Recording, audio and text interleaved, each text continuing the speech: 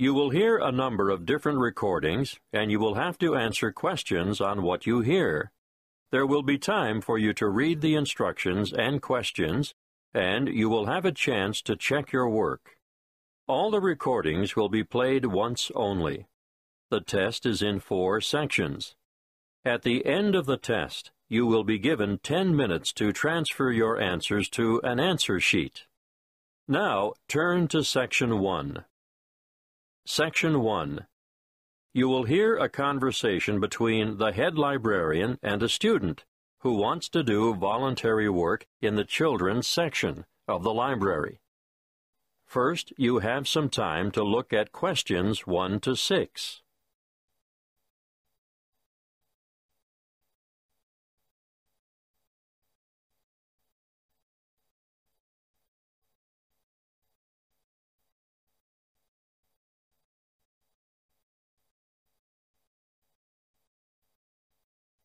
You will see that there is an example that has been done for you. On this occasion, only the conversation relating to this will be played first. Good morning. You'd like to volunteer for the children's section, is that right? Yes, I spoke to you on the phone yesterday. That's right. Tessa, isn't it? Yes, Tessa Bridges. The applicant's name is Tessa Bridges. So Bridges has been written in the space. Now we shall begin. You should answer the questions as you listen because you will not hear the recording a second time. Listen carefully and answer questions 1 to 6. Good morning. You'd like to volunteer for the children's section, is that right? Yes, I spoke to you on the phone yesterday. That's right. Tessa, isn't it? Yes, Tessa Bridges. Thank you for coming in today, Tessa. Before we discuss what a volunteer does in the library, I'll need to get some details from you. No problem. What would you like to know? Where do you live, Tessa? I still live with my family in Northwood, 51 Matthew Drive. Matthew? Matthew Drive? Actually, there are 2 T's. Matthew. Oh, thank you. And the postcode for Northwood is? Oh, I'm still confused about that. It used to be 2614, which of course I still remember, but the post office has recently changed it to 4126. So, 4126. Now, you're a university student, aren't you?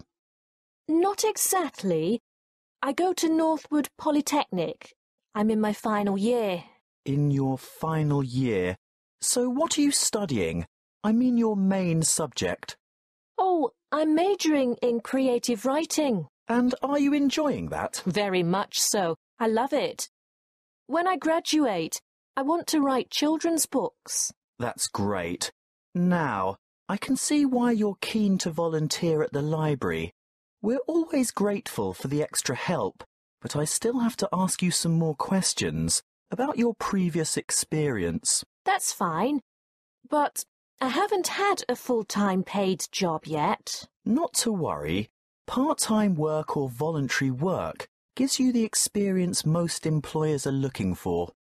Well, to start with, when I was 16, I had a babysitting job. And who did you work for? Oh, just family friends.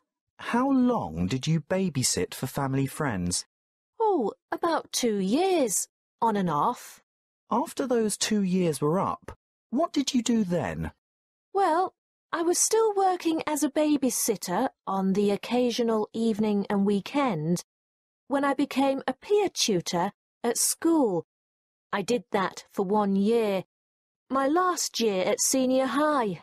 And what does being a peer tutor involve? Mostly, it means staying behind after school 1 or 2 afternoons a week to help fellow students in the subject that they're having difficulty with. And what subject did you tutor in? English, actually. I see. Do you have any other experience? I worked at the Ace Sports Academy as a tennis coach, but that was only for about 12 weeks over the summer before I enrolled at the Polytechnic. So you're good at sports? Not everything, just tennis. And are you currently working? Yes, well, unpaid work, that is. I'm a volunteer at the local hospital, where I visit sick children who would otherwise not have any visitors. Well, it certainly seems as if you like children. Yes, I do. Before you hear the rest of the conversation, you have some time to look at questions 7 to 10.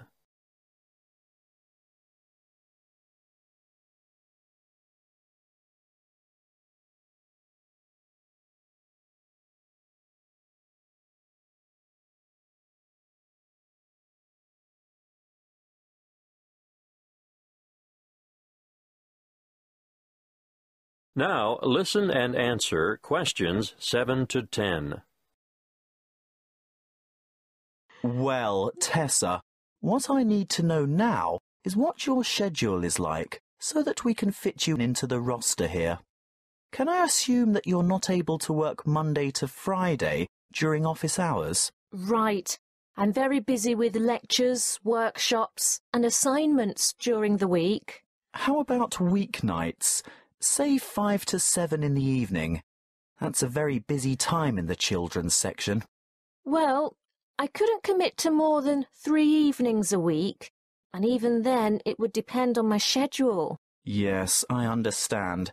If possible, we could make arrangements a week in advance. Would that help? Yes, that might work. Are weekends okay? Well, Sundays are out. Actually, only every other Sunday, because that's when I'm usually needed at the hospital. But I'm free on Saturday afternoons. All right. We could roster you for the odd weekend then. What about school holidays? Definitely. No problem whatsoever. I don't have any other commitments during the holidays. That's good to hear. We have droves of children here in the holidays, as you can imagine. Thank you. Well, Tessa, we'll send you a letter of appointment in the mail, and we look forward to having you join us as a volunteer. Thanks very much. Now, as for your duties... That is the end of Section 1. You now have half a minute to check your answers.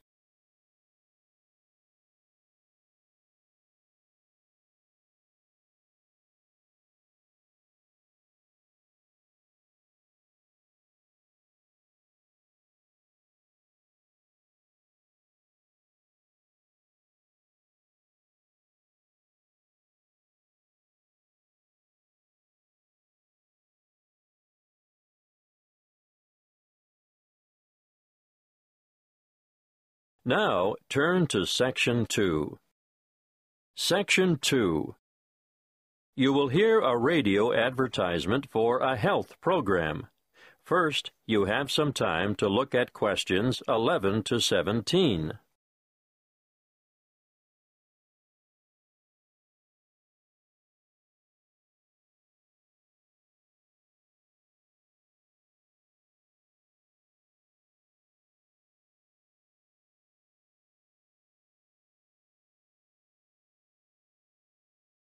Listen carefully and answer questions 11 to 17. Prevention is better than cure. You all know that, don't you? Have you been looking for some help and guidance for maintaining your health? Well, today, I want to tell you all about a new health program called Be Well. Be Well Online, actually. This is an interactive website packed with resources to assist you in achieving your health goals. On this website, you'll find up-to-date health information you can trust. It has a register which includes a quick online check to assess your health and keep track of your progress.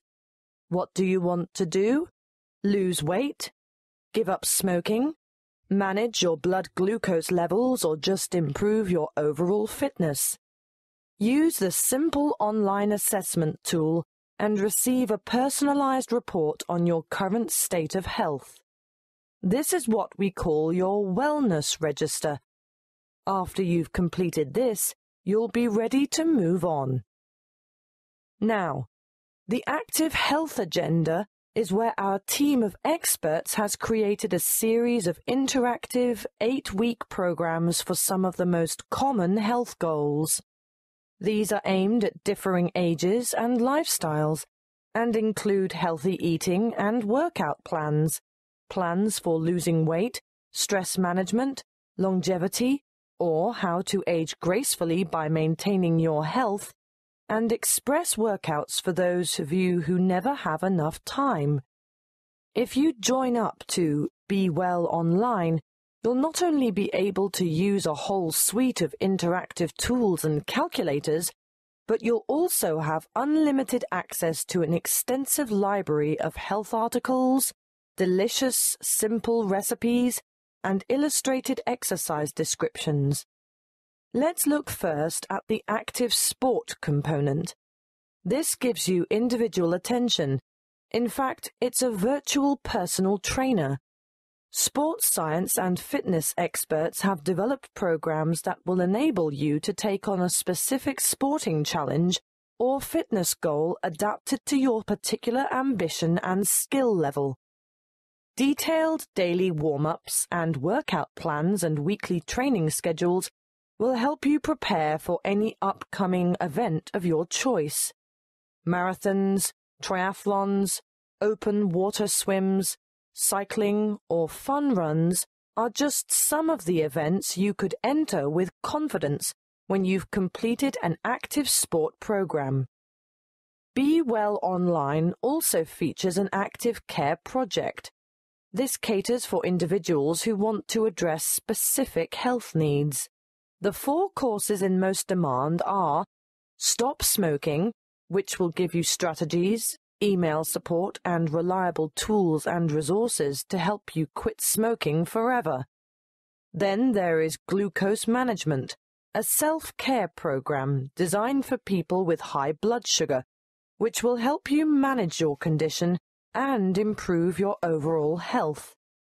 Obviously, heart health has a large following. It's basically all about lifestyle modification, where you will take a course of action with the aim of improving your cardiovascular health. Those of you who suffer from neck and/or back pain will benefit from the Back Care program, but we're talking about minor troubles here. Anything major should be attended to by a qualified physician in person. So, what are you waiting for? Register today at bewellforlife.com. Before you hear the rest of the talk, you have some time to look at questions 18 to 20.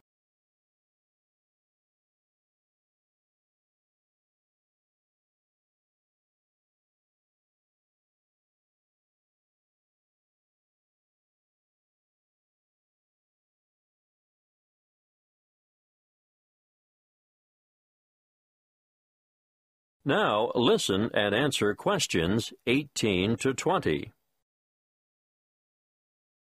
Okay, I can hear some of you saying that you don't have enough willpower to go through with our online program. Well, just for people like you, we offer Be Well Coaching. What is it? It's a telephone-based service that will give you the extra support, motivation, and techniques that will provide the impetus for you to bring about permanent changes. Who runs it? The course is delivered by experienced health coaches, as well as qualified exercise physiologists, dietitians, and nurses. Who can use it? Well, this service is really for those of you who have serious health concerns like diabetes, arthritis, or high blood pressure. I know there are many of you out there who could benefit from this. How does it work? Your health coach will provide assistance as you develop a plan and maintain regular contact over a period of 6 months to help you stay on track. You'll also get access to a phone-in service for extra support if you need it, and you'll be provided with health information specifically targeted at your individual problem. Now, what could be better than that? That is the end of Section 2. You now have half a minute to check your answers.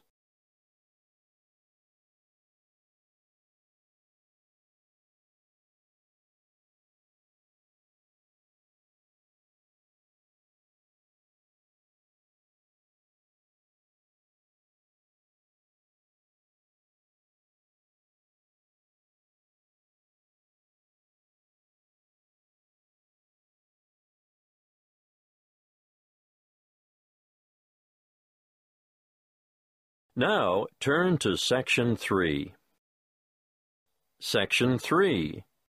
You will hear a conversation between two senior students who have to organize a competition for the University Open Day. First, you have some time to look at questions 21 to 27.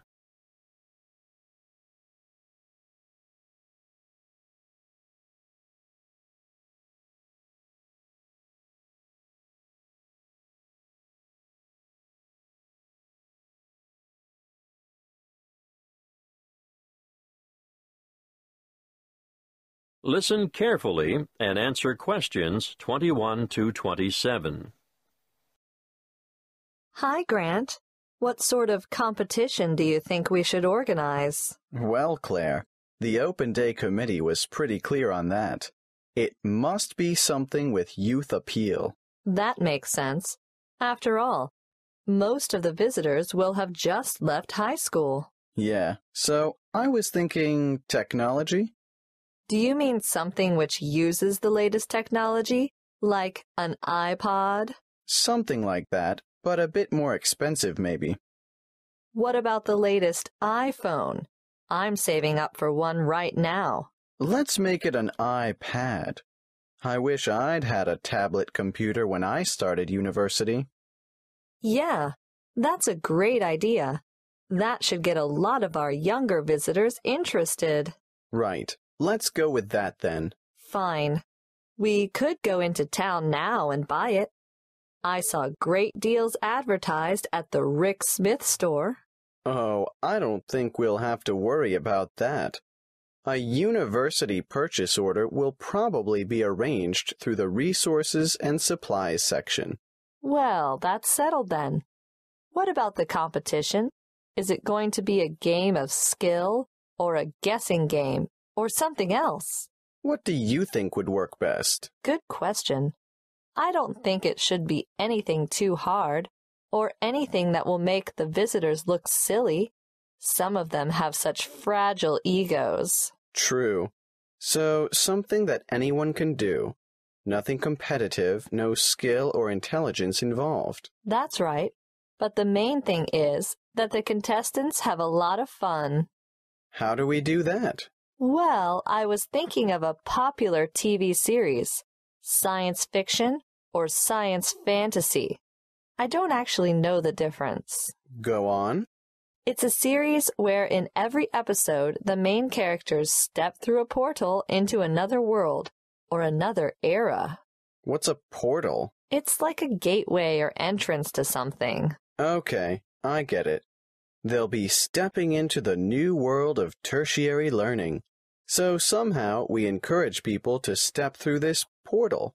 Then what? They get their photo taken. Is that all? Not exactly. Let me think. I can't see how that's a competition, unless we pick the best photograph. But there's not much excitement or involvement in that for the participants. Wait. We don't decide on the winner. I mean, no one person does. We get them, the public, to do it. How? Put all the photos on Facebook, and the one with the most votes wins. I agree. Good idea. But there's just one more thing I'm not clear about. How do we get hold of a portal? I was thinking graduates of the engineering department could construct it as part of their contribution to Open Day. Before you hear the rest of the conversation, you have some time to look at questions 28 to 30.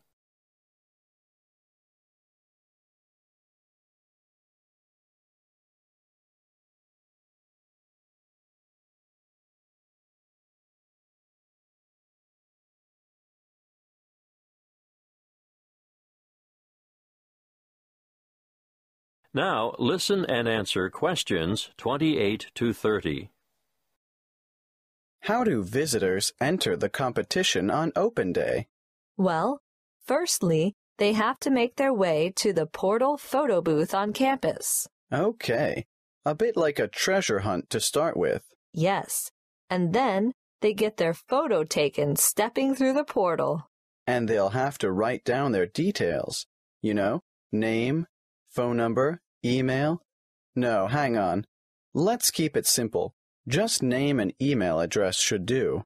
Then after, say, the 30th of July, people can visit the university Facebook page and vote for their favorite photo. So the photo with the most votes wins. Yes, I think that should generate quite a bit of interest. What about a cutoff date? Of course, maybe, the most popular photo as of 5 p.m. on the 10th of August will collect the iPad. And the winner will be notified by email. And the winning photo will be enlarged and published in full color on the university Facebook page. That is the end of Section 3. You now have half a minute to check your answers.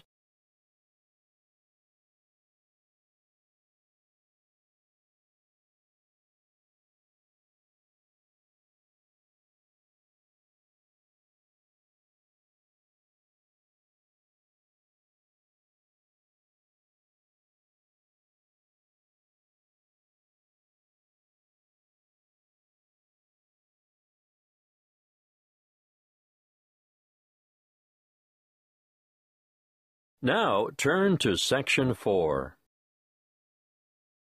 Section 4. You will hear a talk given by a lecturer in the Environmental Studies Department on agriculture and environment. First, you have some time to look at questions 31 to 40.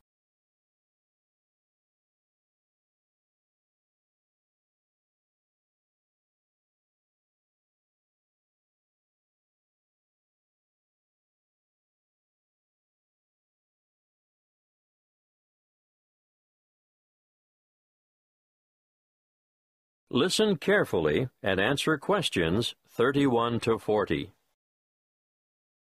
Welcome to this lecture on agriculture and the environment. I hope it is enough to make some of you decide on a career in the field of agricultural science. As you all know, food is a basic human need, and producing enough of it is the single greatest challenge facing the modern world. Developing nations have rapidly expanding populations, so agriculture should be central to any development agenda for those countries. What's more, 75% of people in the developing world are dependent, directly or indirectly, on agriculture for their livelihood. And for many low-income countries, it's the most important sector of the economy, accounting for 50% of GDP, and sometimes it's the primary, if not only, source of foreign currency. Now, of course, when I talk about agriculture, I am using the term to encompass more than just growing food crops. Of course, livestock farming, fishing, and forestry are included. In order to combat wide-scale food shortages, agricultural research programs are underway in many areas. Using science is one way to increase productivity. But, a word of warning, agriculture must also be sustainable. Let's look at approaches that are not sustainable. Firstly, overgrazing and intensive cropping are two ancient but destructive practices that lead to loss of soil fertility. Secondly, the modern idea of liberal application of chemical pesticides and herbicides has had disastrous consequences for the health of the land, ranging from the pollution of water sources to the destruction of wildlife. These practices have ignored the mechanisms that sustain ecological communities. Ignorance has led to the destruction of the very biodiversity that is essential for sustainable food production. However, introducing new agricultural techniques, especially things like genetic engineering, can be difficult because many people remain suspicious of the fact that plants have had their genetic material modified by scientists. Biotechnology has also led to the dubious practice of bioprospecting, or, as some prefer to call it, biopiracy. Foreign multinational companies have been accused of illegally obtaining samples of indigenous plants of other countries in order to get their hands on genetic material to improve the quality or yield of their own crops. We must put aside the controversy surrounding the field of agricultural biotechnology in order to concentrate on the biggest threat to food production on this planet, which is, yes, climate change. The effects of global warming so far have been to shrink the food supply, thereby pushing up prices and making even the most basic necessities unaffordable. As I see it, the international community must address this and other challenges to agricultural production with urgency. Concrete scientific and technological achievements need to be presented for farmers to evaluate and learn to use, but, apart from that, governments need to address the complex issues of policy development if the world's hungry are to be fed. Environmental policies need to be put in place to protect ecosystems and correct soil degradation where possible. Countries cannot continue to exploit natural resources whilst ignoring the consequences. In fact, I'd like to see teams of agriculture and environment experts making up a global network which would monitor the world's farming systems. Different farming systems should be studied not only with a view to analyzing the environmental effects, but the social and economic effects as well.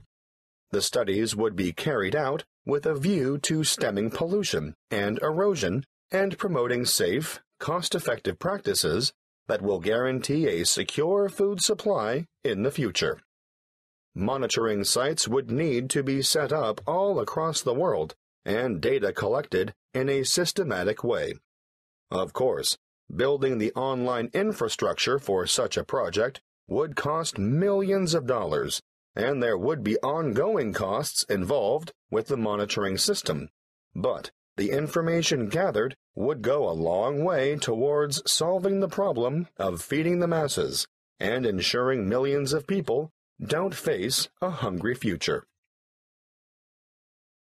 That is the end of Section 4. You now have half a minute to check your answers.